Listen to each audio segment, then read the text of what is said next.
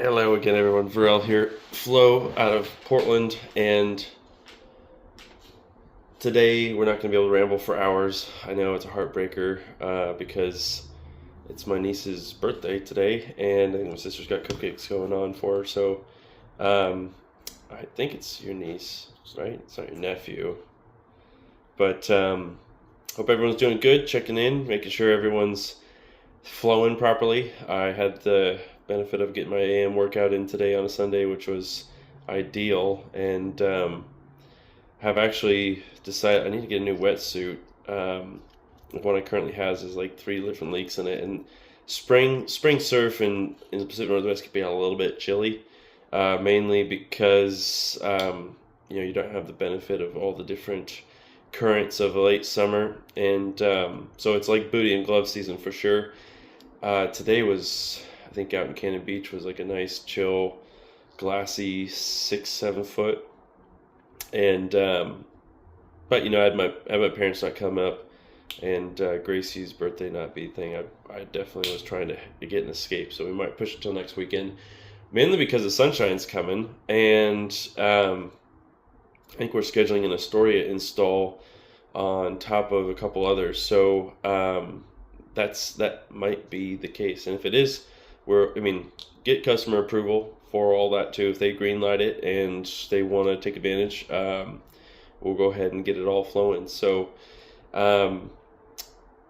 that being said, the news, announcements, current events of the day, the week, last night, literally at night, our sign guys finished up the overhead sign, and I kind of want to take advantage of still having the lift to cut off the reader board because it doesn't work. But I still have to stain and clear the counter for the reception area, and then we can order our signs and we can get our posters up and all the different things that make it feel a little more homey. I would like to see a wine rack for everyone that gets a roof, so they can come in and get a bottle of wine. It would be part of the experience. It costs us $10-$20, and we could partner with a local winery. It would be awesome. I feel like it'd bring in the community a little more and also just add to the experience, because roofs are expensive, and after tariffs now, metal going up 15+% is what I'm hearing, literally in a couple days possibly, and then materials 10% on asphalt, right? So you take your normal $5,000-$6,000 package for a 20-30 square roof, which is 70% of everyone here. Your package just went up $600+, unfortunately, and like, we can't do anything about that. We are going to try though. So I think we announced that we weren't going to increase prices on the asphalt. The metal is going to be a little trickier, but we're also going to order a shit ton of material here, I think, come Monday, just to make sure that we can kind of hedge against those increases. I don't think it'll ever come down. I don't think it'll ever go back. Again, granted, I've never been alive with these kind of aggressive terms for whatever the current administration is proposing, and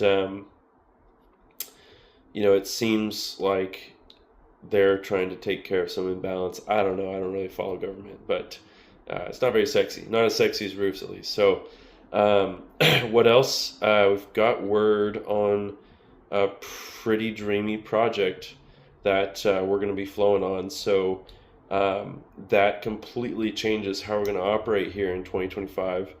That gives us a little more credibility in amongst the community, as well as it makes us step up our game as well. So I wouldn't say it's an easy project by any means. It's got probably over 100 tenants involved, and they're all owners too. So it's not an apartment complex, but a community. And my goal is to make sure that we're not going to let anyone down. And so all hands on deck, basically, for the next month, all of April. We print out the specs. We go page by page, line by line, and make sure that everyone's trained up on the specs, which it's just a standard Emerald Premium roof for Malarkey, but The difference between Emerald Premium, we might have talked about it in a previous video, and Emerald Pro is an obsessive amount of ice and water shield. We'll be bringing in a couple semi-truck loads of just their ice and water shield, if they let us. I mean, it's hips, eaves, rakes, valleys, penetrations, you name it, roof to wall detail too. So that's what actually created a lot of the delay in the project, as the board and everyone else involved is going back and forth, was to what degree, and this is the key detail of the Emerald Premium warranty, that you may or may not see in some of the other manufacturers, but the premium details, and I mean any building consultant is going to spec the best, right? And so as they look to these details of creating an absolutely buttoned up and warrantable, beyond warrantable system, built up system that was going to last, they're expecting 3, 4, 5 decades, which means we're going to have Malarkey get involved. We're going to have them come out to the shop, train up the crews. It's going to be a whole barbecue day to make sure that we all get to see the specs installed on our doghouse. And we did that last time. It worked out great. It was a good time.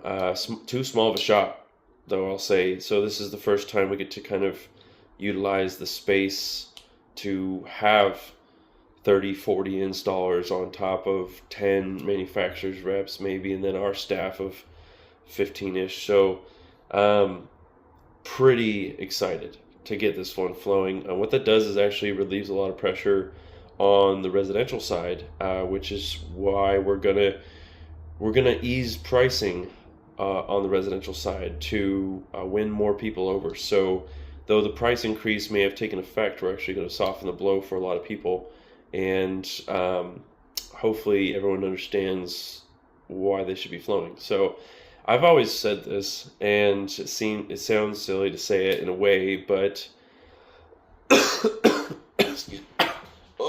still getting over my cold. I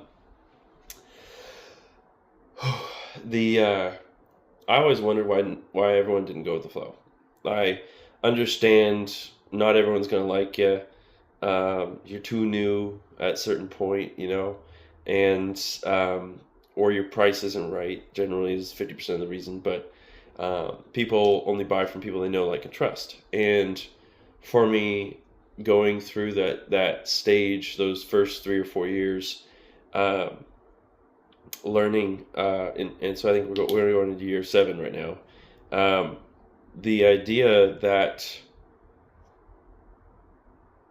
I mean, if they don't like it, then you better have a good price, right? And if they don't trust you because they don't know you because you're a new company, then it leans it back on price as well, which is annoying. And so, part of the reason why I stepped aside, and when I brought my sister on, I couldn't wait to actually try to grow the way we're trying, was to get representatives that could take the time to have the conversations that I had the first year or two, which took hundreds of hours of explaining the exact same approach for the exact same result, which is the way that I like to flow, is consistency. Low and slow is how we flow. And that same consistency and training that, giving that to the next generation to educate their homeowners on, they're directly trained by yours truly to make sure that experience never gets washed out. And happy to say that we're still, and for the foreseeable future, not going to have private equity be a part of this journey, which is another reason why we can have, I feel like, more freedom and creativity to create an experience that's worth paying for. One, yes, we're not going to be the cheapest, right? We used to be. I'd beat anyone's quote. As a subcontractor, I would be like, send it over, we'll take a look, and we'll kick some ass, right? Like we still will take a look to a certain point, but man, people got some weird expectations around apples to apples. It's kind of funny because I remember Nate just a couple weeks ago. He's like, "Yeah, they sent it over. Take a look." And it's like, fuck, it was like a Word document that wasn't even formatted correctly and had like a typed in company name. And so we looked it up. The guy was like 3.7 stars. And we're like, cool, you go ahead and take that quote. We can't touch it. But like, other industry leaders, I'd expect you guys to make sure, no one should be $5,000-$10,000 off. No one should be paying $30,000-$40,000-$50,000 for their fucking $15,000 roof, Not gone are the days are on single wide mobile homes with a good pitch, and single layer no plywood needs good access. There's still $6,000, $7,000, $8,000, $9,000, $10,000 roofs out there. It just really depends, And so here I have a little prediction, as we are approaching April 2025. Maybe we can reflect on this down the road. I still plan on being a part of this journey for the next 5 years at a minimum before my sister probably takes the reins. She's already taken the reins, but like, it's a prediction around the status of, and I'm not trying to focus on this stuff. You can really go down the rabbit hole with some of this stuff, and it's a little bit pessimistic. Clickbait shit is going to be generally what's going to get the best reaction. But I've seen this from PBD's graphs. Now I've seen it from a couple different people that are posting like delinquencies on mortgages. And my parents are agents down the coast still. And the last time something like that happened, I guess, was like 2008, roughly, right? When I barely remembered. There was some shit that went down.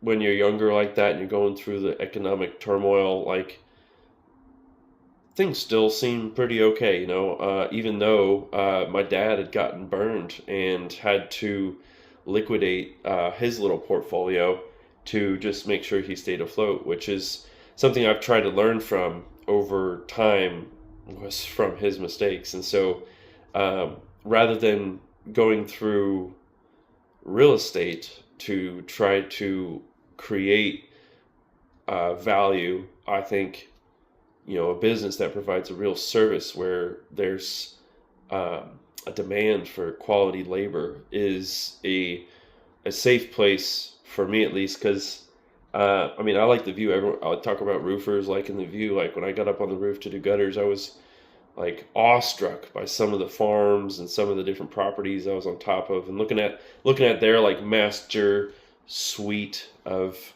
a view. Probably paid $1 to $5 million in some of those cases, but I think that there's going to be a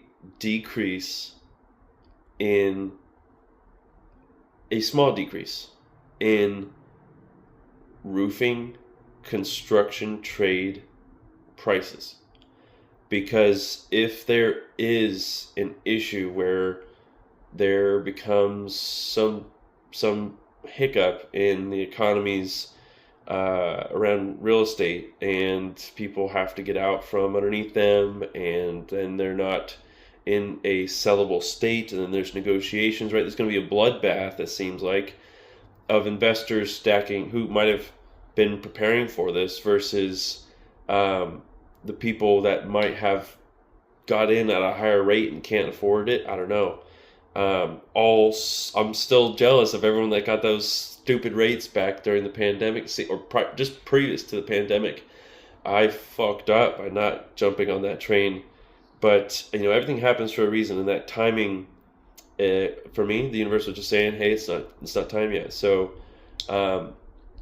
and I love to earn it, and when it is ready and right, I feel like it should be easy. You shouldn't have to wonder and stretch for it. First and foremost, the priority is flow, to make sure that everyone here at the company is having the best experience possible, that everyone's got the most opportunities possible, to make sure that our systems, our processes, our standards are held as high as possible. And but I still think that if there is something that goes down, that you're going to see some, and this kind of riffs off of the whole, the Tommy Tank Top quotes, like you're going to see some wild competitive quotes for your construction projects. Now, that's an opportunity, right? You've got thousands and thousands and thousands of installers for all the different trades, windows, roof siding, you name it. And not enough buyers because everyone's freaking out. There's something going on. The rates are slipping or whatever the hell. There's less demand in construction one way or another. There's so many people. There are tens of thousands of contractors here just in Portland. Okay, so phone ran out of memory there. We were saying something about tens of thousands of contractors, blood in the streets. Price is going to go down because of the hyper-competitive environment, I think. So, I mean, just to get back into it, all construction beyond something that's specialized, like if there was only one hypothetically glass roof installer in town, then he has kind of got the niche of not having any competition, right? So that's a one-off. But for the thousands of installers that do shingles, it is a commodity, which is generally lowest price wins, right? So, there's different ways to differentiate. I mean, we can get into it. Branding, reputation, insurance, bonding is important. There's a lot of people that I don't dig into it, but I've heard one of the bigger scams of roofing is that they say they're bonded, but they are not actually. And I know right off the bat that we are, because in order for us to put any sort of numbers next to a bigger project opportunity, some of them require bid bonds. And so we're always talking to our insurance agents, say, hey, can we get a bid bond for this, get a bid bond for that? Give me a bid bond, please. Baby, what about that bid bond? So the bonds are important. The best bond in the insurance is the one that you don't need, right? Same with the warranty details. But we've also seen a slight tick in the amount of workmanship-related calls that people are reaching out to us saying, hey, we need you to come take a look at a project where we went a different direction, and unfortunately we're either experiencing an issue or we think there might be issues. So we go take a look at that. We're okay. So for us to take a look at issues that here's another reason why we can't do warranties on anything over a single layer, is because we got to be able to know everything that's underneath us, right? So it doesn't make sense in what anyone should do a multi-layer system. But back in the 70s, 80s, 60s, 70s, and 80s, there's a different time, right? Different attitude in the world, I'm sure. I mean, what a time to be alive. I'm sure that would have been awesome. Without phones and technology, but pure human interaction and trust, really. And that's like, I feel like that's just missing these days. People rely on their phones. And I will say, though, seeing is believing. So part of a quality inspection is to check those worst case scenarios. So when we're training our inspectors, they're always checking layers.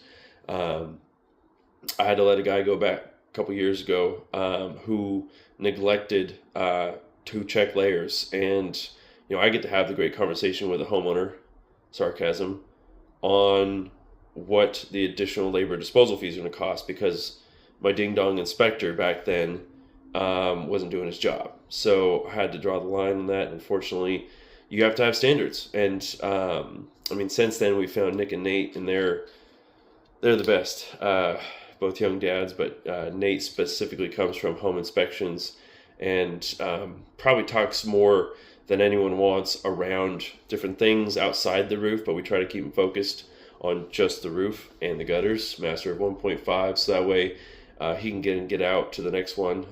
Customers can get their proposals and start making decisions at that time. So still take an approach, though, of no sales happening, which is a huge detail and how we flow again. So here at Flow Roofing, we don't sell roofs, we don't sell gutters at all. We train our teams on how to install roofs and gutters, but we don't sell those, right? And during the inspection process, there's no sales to be had. I tell these guys, like literally yelling at them in the shop, say, we don't sell shit here at Flow, okay, guys? And at that point, then the approach, the reputation, the training, all starts to kind of come together, and hopefully Portland responds. I would just say maybe there's a degree that like, oh shit, there's a roofing company over there now. Like what we're trying to do with that is to have more of a facility that people can come to anytime, and it's not going to be ready until May, but like an open shop, open door policy, anyone can come through, and a place where I can continue to train and pump out good techs, like where we were before in the weeds of Northwest industrial areas over there by the Montgomery Park was where we were holding it down, because one of our local suppliers, Dealer Supply, was chilling over there, and it was just easy, just to come in on the way back to the shop, drop some extra materials off, right? It was logistically smooth and flowing. There's a reason why I like that location, but we didn't have the security. We didn't have the fence. Obviously no exposure, people's like, oh yeah, we see trucks here and there. And I'm like, but I don't feel comfortable with having you to the shop so that we can have a conversation.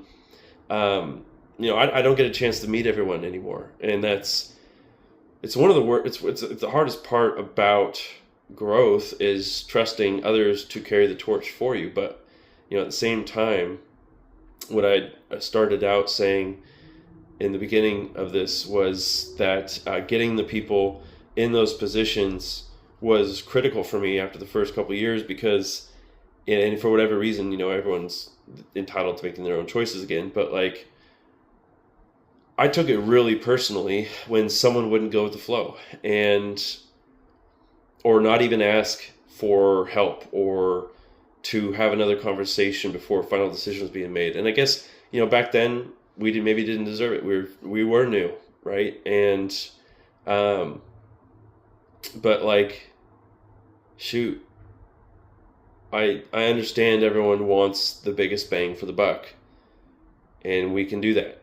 But I would sit there on the couch sometimes and listen to whatever it is you guys wanted to talk about, and just we would do our song and dance. And at that point, like, I thought we'd built enough connection to the point where I was hearing that, like, we weren't talking about roofs anymore. Like, talking about life, talking about surfing, traveling, whatever.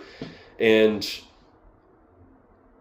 then you might go with someone else, and I would get really butthurt. Like, I was like, I can't keep doing this, where it's like, it was like a breakup, and I'm doing a high volume of inspections too. I was able to do 6 to 8 inspections a day in some cases, which is crazy. We tone it down now, but per inspector, mainly just like an insatiable hunger to succeed and try to get where you want to go. Back in those days, now we take an approach that's just a lot more quality over quantity, and the focus of 2025 is slow and steady, and we're in our own race, and we're battling ourselves in a way where we're comparing previous years to make sure that we're getting better every single year, every single day. And that's the only way that we're ever going to get up to Seattle. Portland's a great market. Portland's a home base. Portland is home in general. Like the people we've met here in the community, the people that we know and work with on both the residential and the commercial side are all amazing. Probably, I will say some up in people are gonna go crazy, maybe, but I think some of the brightest people in the world.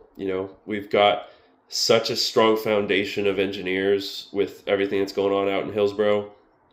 The business owners here are super concerned with the city's management and future outlook as they try to transition things into more of a residential style, less business focused downtown, which is absolutely critical.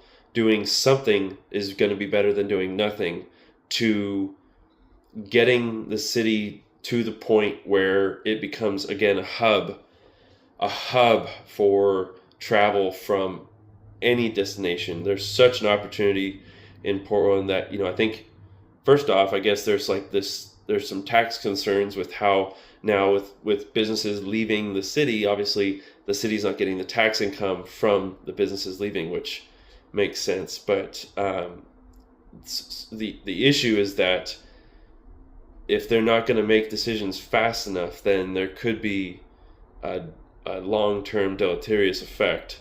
And there's still going to be all these property owners. There's still going to be banks that hold the notes on properties, whether they're vacant or not, or they're mortgaged, etc., commercial or residential.